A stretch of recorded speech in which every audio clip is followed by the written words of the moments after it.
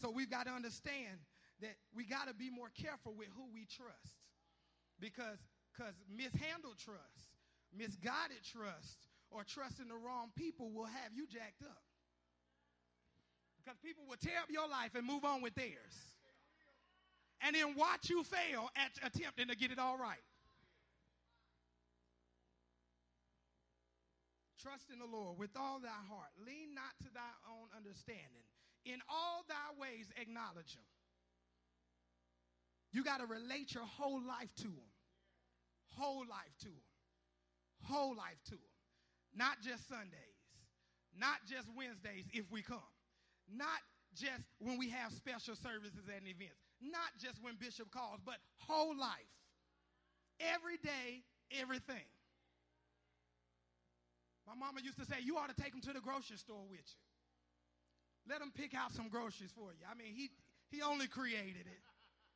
Let him go to the doctor appointment with you. I mean, I heard he was a healer. I heard he knew a little bit about something that you're going through. You ought to take him sometime on vacation with you. I'm pretty sure he can help out with the plans. Take them sometimes to the basketball and the football games to see the kids play. Just imagine what life would be like when every day with Jesus is sweeter than the day before. Imagine what life will be like. And so what we got to do is understand that when we acknowledge him, we continually desire to please him. That might be why we don't keep him with us every day. Because we don't really want to please him. Not in every way. I mean, we want to, but it's just stuff in the way. Just stuff, stuff happen. So when we acknowledge him, we continually desire to please and obey him, which is really what he wants. Just wants you to obey him. And that is the key to everything you're trying to access in him. Obey. Trust and obey. To be happy in Jesus, trust and obey. So he says, in all thy ways acknowledge him, and he shall direct thy path. What an awesome promise to end with. After all of what you've been through, after all of what you endured, after everything that you've encountered, after all the people you put up with, after all the wrong turns you made, in the end, he will direct thy path. I'm telling you, it's so good to know that as many mistakes as I make and as many times as I fail him, he's still got my direction.